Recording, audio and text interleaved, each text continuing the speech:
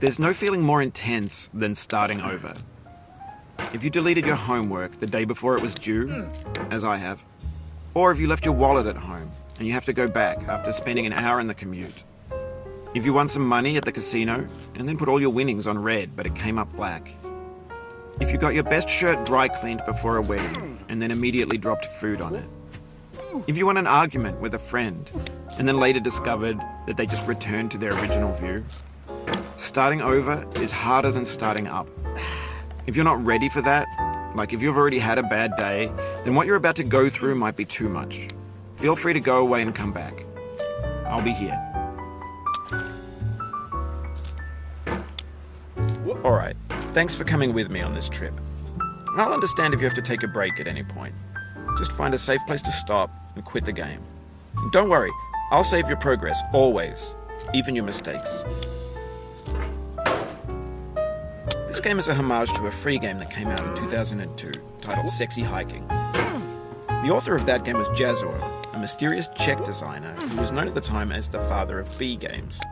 And B games are rough assemblages of found objects. Designers slap them together very quickly and freely, and they're often too rough and unfriendly to gain much of a following. They're built more for the joy of building them than as polished products. In a certain way, Sexy Hiking is the perfect embodiment of a B game. It's built almost entirely out of found and recycled parts, and it's one of the most unusual and unfriendly games of its time. In it, your task is simply to drag yourself up a mountain with a hammer. And that act of climbing, in the digital world or in real life, has certain essential properties that give the game its flavor. No amount of forward progress is guaranteed. Some cliffs are too sheer or too slippery. And the player is constantly, unremittingly in danger of falling and losing everything. Anyway, when you start Sexy Hiking, you're standing next to this dead tree that blocks the way to the entire rest of the game. It might take you an hour to get over that tree, and a lot of people never got past it. You prod and you poke at it, exploring the limits of your reach and your strength, trying to find a way up and over. And there's a sense of truth in that lack of compromise. Most obstacles in video game worlds are fake. You can be completely confident in your ability to get through them once you have the correct method or the correct equipment or just by spending enough time. In that sense, every pixelated obstacle in Sexy Hiking is real. The obstacles in Sexy Hiking are unyielding, and that makes the game uniquely frustrating. But I'm not sure Jazzuo intended to make a frustrating game. The frustration is just essential to the act of climbing, and it's authentic to the process of building a game about climbing. A funny thing happened to me as I was building this mountain. I'd have an idea for a new obstacle, and I'd build it, test it, and it would usually turn out to be unreasonably hard. But I couldn't bring myself to make it easier. It already felt like my inability to get past the new obstacle was my fault as a player rather than as a builder. Imaginary mountains build themselves from our efforts to climb them, and it's our repeated attempts to reach the summit that turns those mountains into something real. When you're building a video game world, you're building with ideas, and that can be like working with quickset cement. You mold your ideas into a certain shape that can be played with, and in the process of playing with them, they begin to harden and set until they're immutable, like rock. And at that point, you can't change the world. Not without breaking it into pieces and starting fresh with new ideas. For years now, people have been predicting that games would soon be made out of prefabricated objects, bought in a store and assembled into a world.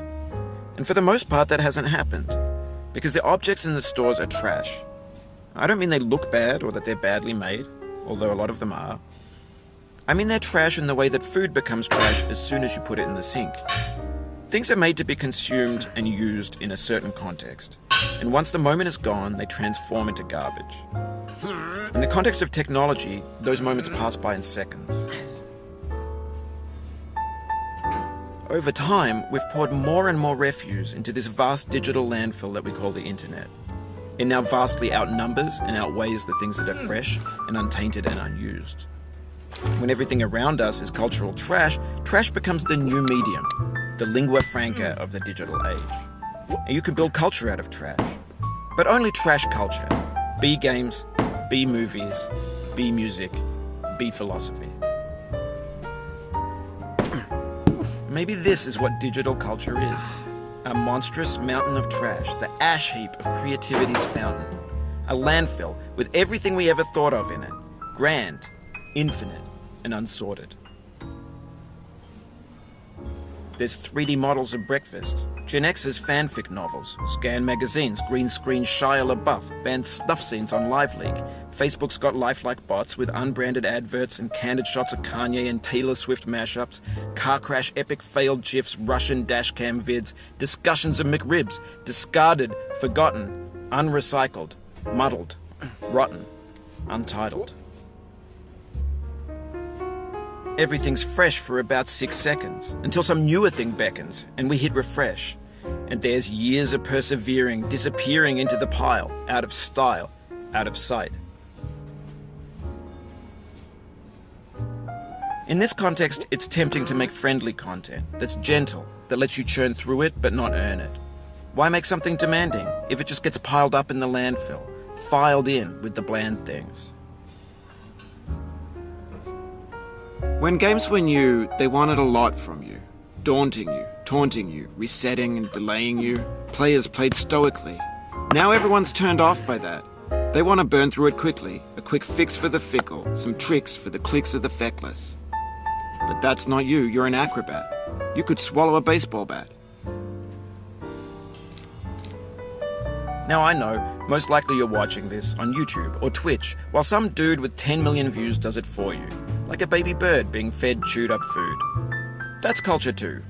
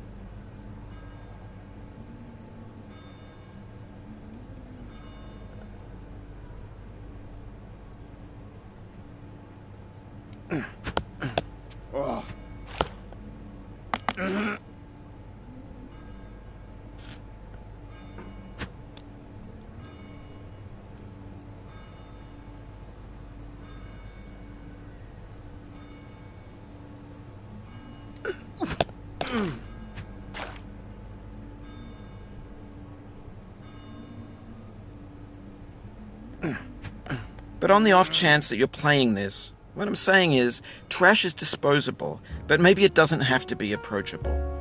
What's the feeling like? Are you stressed? I guess you don't hate it if you got this far. Feeling frustrated? It's underrated.